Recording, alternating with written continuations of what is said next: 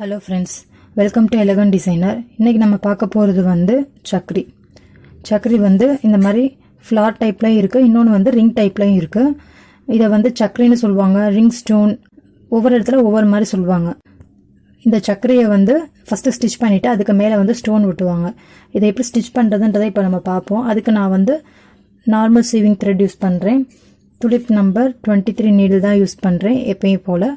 So stitch ஆரம்பிக்கலாம் இன்னைக்கு. இங்க இருந்து ஸ்டார்ட் பண்றேன் ஸ்டிட்சை. த்ரெட் வரை எடுத்ததுக்கு அப்புறம் இது வந்து நம்ம எப்பயும் லோட் பண்ணணும், அந்த மாதிரி லோட் பண்ணணும் அவசியம் கிடையாது. இதை வந்து இப்படியே வச்சு தச்சா போதும். எப்படி வந்து சம்கி தப்போமோ அதே மாதிரி. அதே மாதிரி இங்க ஃபர்ஸ்ட் நான் ஒரு ஸ்டிட்ச் போட்டுட்டு நெக்ஸ்ட் உள்ளேயே வந்து இன்னொரு ஸ்டிட்சும் போட்டோம்னா இது வந்து நல்லா ஸ்டோன் ஒட்டதுக்கு கம்ஃபர்டபுளா இருக்கும். இப்படி போட்டுட்டு நெக்ஸ்ட் வெளியில ஒரு ஸ்டிட்ச் போடணும். இதே மாதிரி அடுத்த சக்ரி.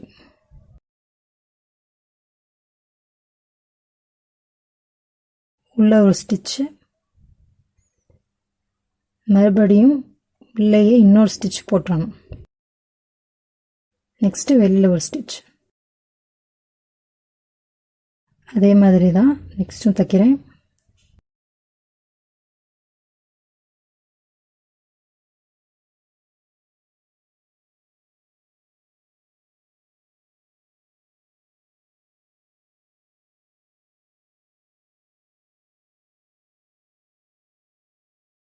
இந்த மாதிரி ஸ்டிட்ச் பண்ணணும். இதில் நம்ம உள்ளே வந்து 2 ஸ்டிட்ச் போடாமல் ஒத்த ஸ்டிச்சும் போட்டு தைக்கலாம். அப்படி நம்ம தைக்கும்போது நம்ம ஸ்டோன் ஒட்டுனா வந்து அது மேலே தூக்கிக்கிட்டு இருக்கு, ஒரு மாதிரி ஒரு பர்ஃபெக்ட் ஃபினிஷிங் கிடைக்கல நமக்கு. இப்போ இந்த இடத்துல வந்து ஒரு ஸ்டிட்ச் போட்டுட்டு அப்படியே வெளியில் ஸ்டிட்ச் பண்ணுறேன்னா இந்த இடத்துல வந்து கொஞ்சம் நூல் வந்து தூக்கிக்கிட்டு தெரியுது. நல்லா கிட்டக்க பார்த்தா தெரியும், இந்த இடத்துல தூக்கிக்கிட்டு இருக்கும். அப்போ நம்ம ஒட்டும் போது ஸ்டோன் வந்து நல்லா உள்ளே ஃபிக்ஸ் ஆகாமல் முன்னாடியே நின்றுக்கும். அதனால தான் வந்து நம்ம வந்து இந்த மாதிரி 2 ஸ்டிச் போடணும். இந்த மாதிரி போடும்போது நமக்கு ஒர்க் வந்து கொஞ்சம் அதிகமாக இருக்கிற மாதிரி இருக்கும், ஆனால் வந்து ஃபினிஷிங்கில் நீட்டாக இருக்கும். அதே மாதிரி ஸ்டோன் வந்து நம்ம ஒட்டணும் போது கரெக்டாக உள்ளே போய் ஃபிக்ஸ் ஆகிக்கும். பர்ஃபெக்ட் ஃபினிஷிங்காக அதில் வந்து கிடைக்கும் நமக்கு. இதை வந்து ஃப்ளார் மாதிரி நம்ம எப்படி அரேஞ்ச் பண்ணலாம் அப்படின்றதையும் நான் காட்டுறேன். இந்த இடத்துல நான் எண்ணாட் போட்டு முடிக்கிறேன். பண்ண போனோம்னா ஃப்ளார் மாதிரி எப்படி நம்ம ட்ரை பண்ணலாம் அப்படின்றத பார்ப்போம். நம்ம ஏற்கனவே வந்து சம்கிக்கு அதை ட்ரை பண்ணியிருக்கோம். நான் எப்பயும் போல் நார்மல் சீவிங் த்ரெட் தான் யூஸ் பண்ணுறேன். இங்கேருந்து த்ரெட் எடுக்கிறேன். நீடில் வந்து துலிப் நம்பர் 23 தான். இப்போ இங்கே வந்து நம்ம சம்கி ஒர்க் பண்ணியிருந்தோம்ல அதே மாதிரி தான் ஸ்டிச் பண்ணணும். ஃபஸ்ட்டு இந்த மாதிரி ஸ்டிச் பண்ணிவிட்டு மறுபடியும் உள்ளேயே இன்னொரு ஸ்டிச் போடணும். போட்டுட்டு இந்த எண்டில் ஒரு ஸ்டிச், அதுக்கப்புறமா இங்கே எனக்குள்ள ஒரு ஸ்டிச் போட்டுட்டு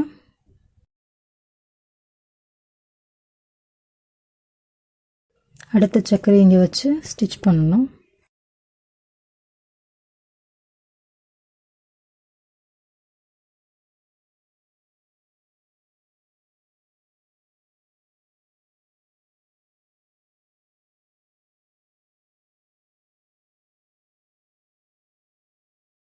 குள்ள வந்து ஒரு ஸ்டிச் போட்டு மறுபடியும் இன்னொரு ஸ்டிச் போட்டு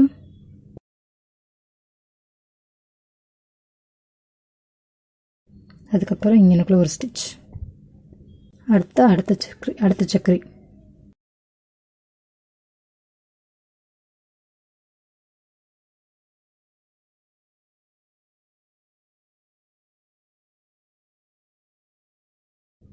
சென்டரில் 2 ஸ்டிச் போட்டேன். அப்புறம் இந்த எண்டில் ஒரு ஸ்டிச்.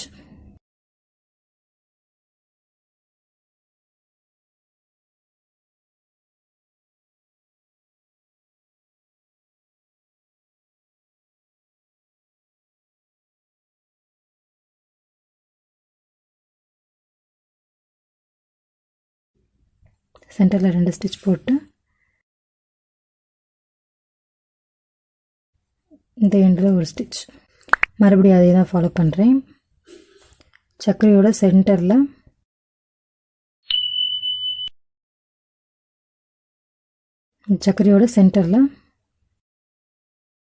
ஃபஸ்ட்டு ஸ்டிச்சு, அப்புறம் செகண்ட் ஸ்டிச், அதுக்கப்புறமா எண்டில் ஒரு ஸ்டிச்.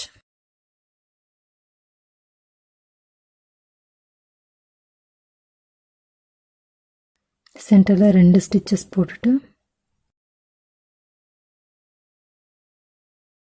அதுக்கப்புறம் ஒரு ஸ்டிச் போட்டுறேன். ஏதுக்கு ஒரு கட்டணும்னு நான் இங்கனக்குள்ளே ஒரு ஸ்டிச் போட்டு முடிக்கிறேன். இப்போ இங்கே எண்ட் நாட் போடுறேன்.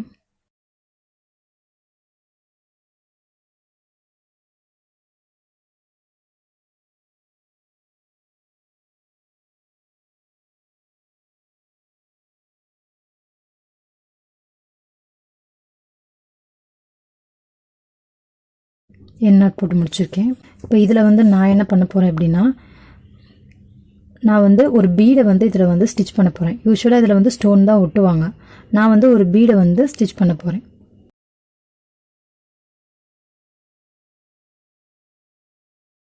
இந்த golden bead, medium size bead எடுத்திருக்கேன். அந்த பீடை வந்து இதில் ஸ்டிச் பண்ண போகிறேன். விட்டுட்டு இந்த சைடில் இன்னொரு ஸ்டிச்சை போட்டுட்டு அந்த உள்ளே இருக்கிற பீடுடைய த்ரெட்டையும் சேர்த்து அட்ஜஸ்ட் பண்ணி கரெக்டாக அந்த ஹோல்குள்ளே ஃபிட் பண்ணிட்டேன். நெக்ஸ்ட்டு வெளியில் ஒரு ஸ்டிச்சை போட்டு வேணுன்னா எண்ட் நாட் போட்டுக்கலாம். நெக்ஸ்ட்டு நான் இங்கிட்டும் பீட் தான் வைக்க போகிறேன், அதனால் நான் அப்படியே கண்டினியூ பண்ணுறேன்.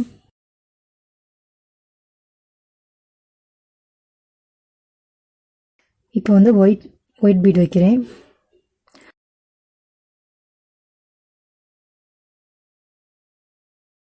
அதோட இன்னொரு எண்டை வந்து இந்த சைட் ஸ்டிச் பண்ணுறேன். நெக்ஸ்ட் வந்து இந்த சைடு ஒரு ஸ்டிச்.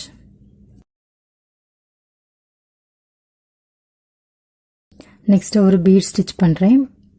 ஒயிட் பீடு தான். இந்த இதுக்குள்ளே ஸ்டிச் பண்ணும்போது ஃபஸ்ட் எடுத்தோன்னே டைட் பண்ணிடாதீங்க. வெளியில் த்ரெட்டை எடுத்ததுக்கப்புறமா கரெக்டாக பீடை டைட் பண்ணிக்கோங்க. அப்போ உங்களுக்கு ஈஸியாக இருக்கும், தட்டாது. நெக்ஸ்ட்டு இங்கனக்குள்ளே ஒரு ஸ்டிச், அதுக்கப்புறம் இங்கனக்குள்ளே ஒரு ஸ்டிச்,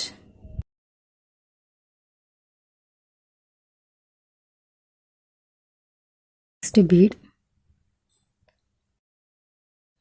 அதே மாதிரி தான் இந்த இடத்துல கரெக்டாக ஒரு ஸ்டிச் போட்டதுக்கப்புறமா பீடை தேவையான அளவுக்கு கொஞ்சம் டைட் பண்ணி வச்சுக்கோங்க. அதுக்கப்புறமா இந்த இடத்துல ஸ்டிச் போட்டுக்கோங்க.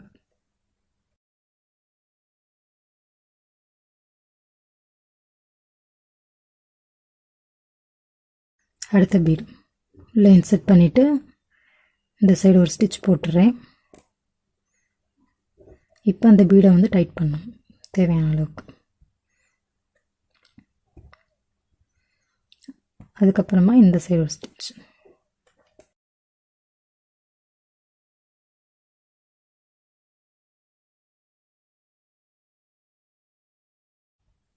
அதுக்கப்புறம் இந்த சைடு ஒரு ஸ்டிச்.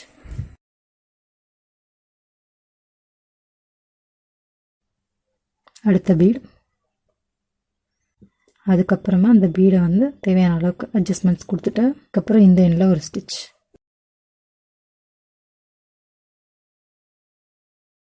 நெக்ஸ்ட் இந்த சைடு ஒரு ஸ்டிச்.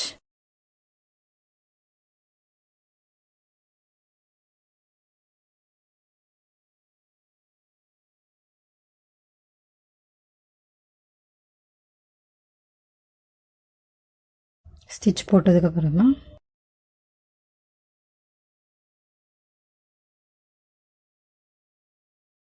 இந்த இடத்துல ஒரு ஸ்டிச்.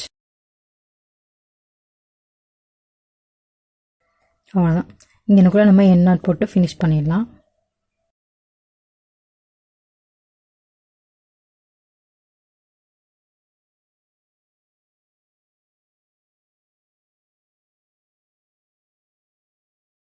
யூஸ்வலாக இந்த மாதிரி சக்கரியில் வந்து இந்த மாதிரி பீட்ஸ் ஸ்டிச் பண்ணுவாங்களான்னு எனக்கு தெரியல.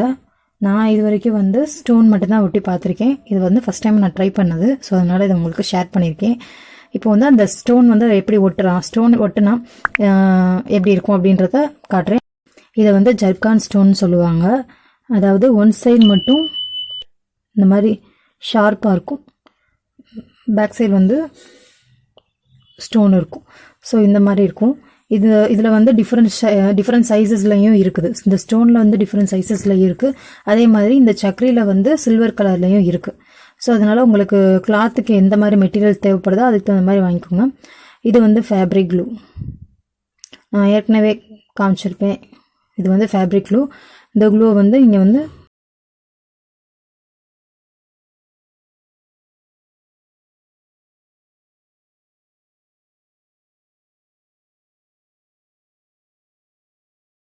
அப்ளை பண்ணிவிட்டு அதுக்கு மேலே ஸ்டோன் ஒட்டணும், அவ்வளோதான். இதை ஒட்டுறதுக்கு நான் என்னோடய நீடலுடைய பேக் சைடு எடுத்துக்கிறேன். இதை லைட்டாக தொட்டுட்டு ஸ்டோன் எடுத்து மேலே வச்சிடணும்.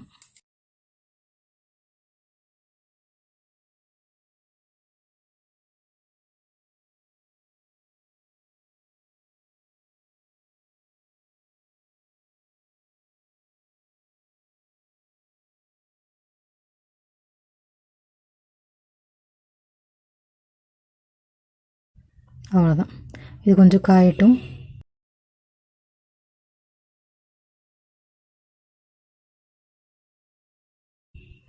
இப்படி தான் ஸ்டோன்ஸ் வந்து இந்த சக்கரையில் வந்து ஒட்டுவாங்க. இது கொஞ்சம் காஞ்சிச்சுன்னா கொஞ்சம் ஃபிட் ஆகிடும். ஸோ இந்த மூணுமே வந்து ஓரளவுக்கு நல்லா அமுங்கி இருக்கும். இது மட்டும் கொஞ்சம் மேடாக தெரியும்.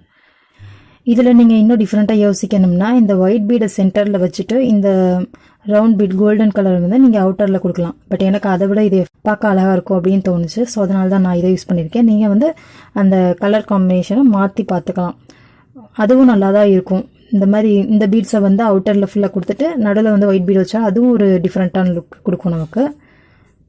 என்ன நீங்கள் இன்ஸ்டாவில் ஃபாலோ பண்ணலாம், லிங்க்கை டிஸ்கிரிப்ஷனில் கொடுத்துருக்கேன். இந்த வீடியோ யூஸ்ஃபுல்லாக இருக்குன்னா லைக் பண்ணுங்கள், கமெண்ட் பண்ணுங்கள், ஷேர் பண்ணுங்கள், கண்டிப்பாக சப்ஸ்கிரைப் பண்ணுங்கள். கூடவே பக்கத்தில் இருக்கிற பெல் ஐக்கானை ப்ரெஸ் பண்ணிக்கோங்க. தேங்க்யூ ஃபார் வாட்சிங்.